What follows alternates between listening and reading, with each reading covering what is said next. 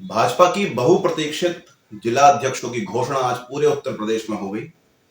गौतम बुद्ध नगर जिला कार्यालय पर हुई इस घोषणा में भाजपा गौतम बुद्ध नगर जिला अध्यक्ष के तौर पर अभिषेक शर्मा को चुना गया, जबकि नोएडा महानगर अध्यक्ष के तौर पर महेश चौहान को चुना गया। नमस्कार, मैं आशु भटनागर एनसीआर खबर के राजनीति कार्यक्रम में आपका स्वागत करता हूं। आज हम बातें करेंगे गौतम बुद्ध नगर में भाजपा के जातियों के अपेक्षित नेताओं की जगह दूसरी जातियों को प्रश्रय देकर नए राजनीतिक समीकरण साधने के इस प्रयास पर। इससे पहले कि हम बात करें कि जिला अध्यक्षों की राजनीति को लेकर जिले में क्या क्या चर्चाएं हैं, पहले सुनते हैं अध्यक्ष बनने के बाद दोनों अध्यक्षों ने क्या कहा। आज भारतीय जनता पार्टी ने नोएडा महानगर की जिम्मेदारी दी है। निश्चित रूप से इतने बड़े परिवार को लेके चलने की, एक साथ लेके चलने की जिम्मेदारी दी है। मैं इस पर निश्चित रूप से खरा उतरने की कोशिश करूँगा। जो विश्वास मुझे पार्टी ने जताया है मेरे ऊपर, मैं उसको 100% उसको खरा उतरूँगा। बहुत धन्यवाद। आज मुझे भारतीय जनता पार्टी ने जिलाध्यक्ष के रूप में नामित किया है। मैं पार्टी के शीर्ष नेतृत्व का बहुत धन्यवाद देता हूं। पार्टी ने जो मुझे जिम्मेदारी सौंपी है, मैं उसका पूरी मेहनत, ईमानदारी और निष्ठा के साथ काम करूंगा। पार्टी को मजबूत करूंगा, पार्टी की विचारधारा को जन जन के बीच में लेके जाऊंगा। मैं हमारे बड़े भाई नोएडा के अध्यक्ष महेश चौहान जी को भी बहुत बधाई देता हूँ और हम लोग मिलकर कंधे से कंधा मिला के काम करेंगे और पार्टी की विचारधारा को आगे बढ़ाएंगे। गौतम बुद्ध नगर की राजनीति में डॉक्टर महेश शर्मा का उदय एक बेहद सफल राजनीतिक के तौर पर देखा जाता है। 2008 में परिसीमन के बाद नोएडा विधानसभा सीट जब बनी तो 2012 में सबसे पहले डॉक्टर महेश शर्मा ही यहां से विधायक बने। उससे पहले गौतम बुद्ध नगर सीट पर वो सुरेंद्र नागर से हार चुके थे। आपको बता दें कि गौतम बुद्ध नगर बनने से पहले यह सीट 1996 से लेकर 2009 तक भाजपा के ही अशोक प्रधान के पास रही थी, जिसके कारण इस सीट को भाजपा का गढ़ माना जाने लगा। किंतु डॉक्टर महेश शर्मा ने पहली बार नोएडा के अस्तित्व में आने के बाद इस सीट पर अपने दावेदारी को सुनिश्चित करके यह तय किया कि शहरी क्षेत्र में डॉक्टर महेश शर्मा का दबदबा कायम हो चुका है। इसके फौरन 2 साल बाद जब गौतम बुद्ध नगर लोकसभा चुनाव के दौरान महेश शर्मा को लोकसभा से टिकट मिला तो महेश शर्मा ने अपने राजनीतिक कौशल को दिखाते हुए 5 विधानसभा वाली इस लोकसभा में गुर्जर और ठाकुर समुदाय के लोगों को साधते हुए एक बेहतरीन जीत हासिल की, जिसके बाद गौतम बुद्ध नगर से गुर्जर बनाम ब्राह्मण का एक अघोषित संघर्ष भी शुरू हुआ। अब तीसरी बार सांसद बनने के बाद जब गौतम बुद्ध नगर जिला अध्यक्ष की सीट और नोएडा महानगर जिला अध्यक्ष के पद पर अपने अपने प्रत्याशियों को अध्यक्ष बनाने की तैयारी चल रही थी, तब महेश शर्मा ने बड़ा दांव चलते हुए जिले से ब्राह्मण प्रत्याशी अभिषेक शर्मा के लिए दावेदारी करनी शुरू करी।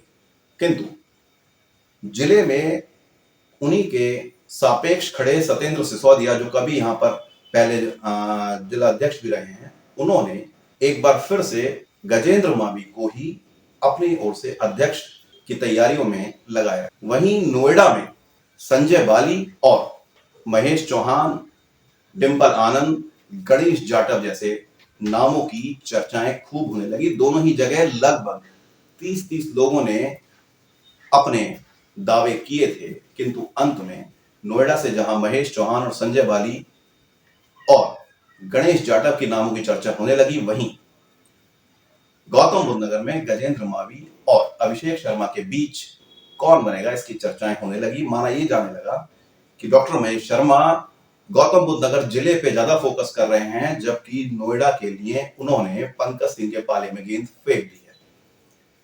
2027 के चुनाव के मद्देनजर विधायकों की इच्छा भी इस पद के लिए पूछी गई थी, जिसमें पंकज सिंह महेश चौहान के लिए समर्थन कर रहे थे, वहीं दादरी विधानसभा के तेजपाल नागर ने अभिषेक शर्मा के लिए हाँ भर कर दी। ऐसे में इनडायरेक्ट वे में डॉक्टर महेश शर्मा ने अभिषेक शर्मा के लिए रास्ता साफ कर दिया। उसके बाद तमाम जोड़ तोड़ में एक कोना यह भी था कि गजेंद्र मावी और मनोज गुप्ता दोनों के ही पैरोकार सत्येंद्र सिसोदिया थे। महेश शर्मा किसी भी तरीके से सत्येंद्र सिसोदिया के इन दोनों ही अध्यक्षों को इस बार जिले में नहीं चाहते थे, और अंत में जब परिणाम आया तो डॉक्टर महेश शर्मा की राजनीति के सभी पासे सीधे पड़ते नजर आए और दोनों ही तरफ डॉक्टर महेश शर्मा की इच्छा के अनुरूप अध्यक्षों का चुनाव हो गया। किंतु इसे अगर भाजपा की राजनीति के परिप्रेक्ष्य से भी समझें तो ये भाजपा का उत्तर प्रदेश में 2027 के विधानसभा चुनाव को लेकर एक नया प्रयोग है। गौतम बुद्ध नगर की सीट पर अगर हम केंद्रित होकर इन दोनों प्रत्याशियों के चयन पर बात करेंगे तो हमें ये लगेगा कि जैसे यहाँ के जातियों की दावेदारी को कम किया करके आंका गया है। किंतु जैसे ही इसको हम थोड़ा सा बड़ा करते हैं, गाजियाबाद तक नजर दौड़ाते हैं, तो हमें पता लगता है कि गाजियाबाद में नोएडा के उलट जिला अध्यक्ष के पद पर गुर्जर प्रत्याशी चैन सिंह बसोया को अध्यक्ष बनाया गया है, जबकि महानगर अध्यक्ष के पद पर मयंक गोयल को पद दिया गया है। अगर इन चारों पदों को हम देख लें तो यह भाजपा ने बहुत शार्पली ब्राह्मण, वैश्य समुदाय, गुर्जर और क्षत्रिय समाज को शफल करते हुए, उनके क्षेत्रों की जगह शफल करते हुए एक नया प्रयोग किया है। उसका कारण भाजपा की हरियाणा की जीत में छुपा हुआ है। भाजपा ने हरियाणा में जाट बाहुल्य क्षेत्र में विपक्ष के नेताओं की जाति केंद्रित नीति के विरुद्ध नॉन जाट प्रत्याशियों पर ज्यादा फोकस किया, जिसके कारण बाहुल्य में होने के बावजूद बाकी जातियों ने भाजपा को भर भर कर वोट दिया। गौतम बुद्ध नगर और गाजियाबाद की सभी सीटों पर भाजपा विधानसभा में विजयी रही है। ऐसे में उसके लिए ये प्रयोग यहां पर करना बहुत आसान है और भाजपा ने इस प्रयास को करके एक तरीके से बॉल सापा और कांग्रेस के पाले में डाल दिया। दादरी विधानसभा को लेकर आपको बता दें कि यहां पर 2022, 2017 और उससे पहले सभी चुनावों में गुर्जर प्रत्याशी ही सभी पार्टियों की तरफ से रहते हैं।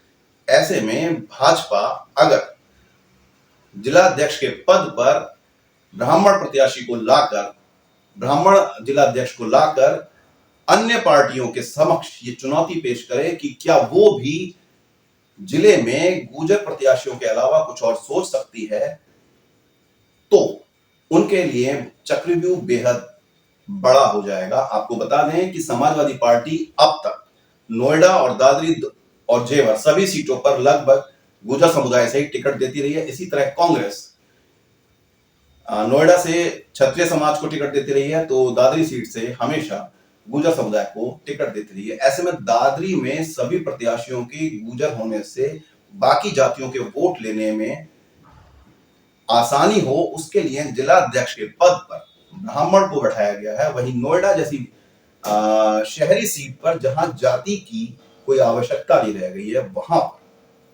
किसी भी व्यक्ति को वहां अध्यक्ष बनाया जा सकता था, जिसके चलते भाजपा ने गाजियाबाद और नोएडा के पूरे कॉम्बिनेशन को मिलाकर चारों जातियों को साथ भी लिया है और एक दूसरे के क्षेत्र से शफल करके विपक्षियों के लिए चैलेंज खड़ा कर दिया। ये चैलेंज 2027 में समाजवादी पार्टी और कांग्रेस के लिए बड़ा होगा।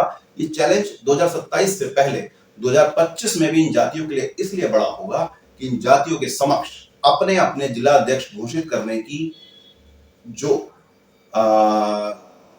परिपाटी चली आ रही है, उसके लिए क्या ये वापस उसी परिपाटी पर चलेंगे या भाजपा की तरह कोई नया प्रयोग करेंगे। आपको बता दें, इस समय शहरी मतदाताओं को साधने के लिए नोएडा से समाजवादी पार्टी ने जहां एक और वैश्य समुदाय से आश्रय गुप्ता को अध्यक्ष बनाया हुआ है, वहीं गुर्जर समुदाय से सुधीर भाटी को दादरी गौतम बुद्ध नगर जिला अध्यक्ष बनाया हुआ है।